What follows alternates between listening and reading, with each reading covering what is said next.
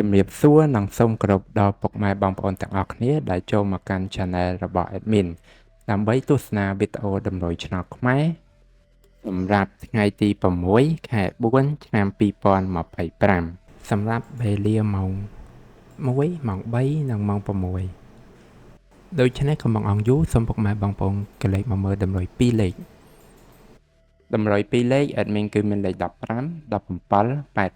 85សម្រាប់ប៉ោះ ABCD បន្តមកគឺខ្ទង់ O ខ្ទង់ O Admin គឺ O នៅខ្ទង់10និងខ្ទង់8សម្រាប់ប៉ោះ ABCD ដូចគ្នាបន្តមកគឺលេខពិសេសAdmin គឺមានលេខ654គុណ065គុណនិង977គុណ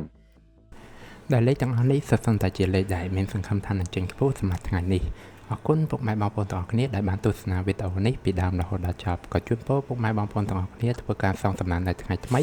ទទួលបាននូវការហេងឆ្នះចំទាំងអស់គ្នា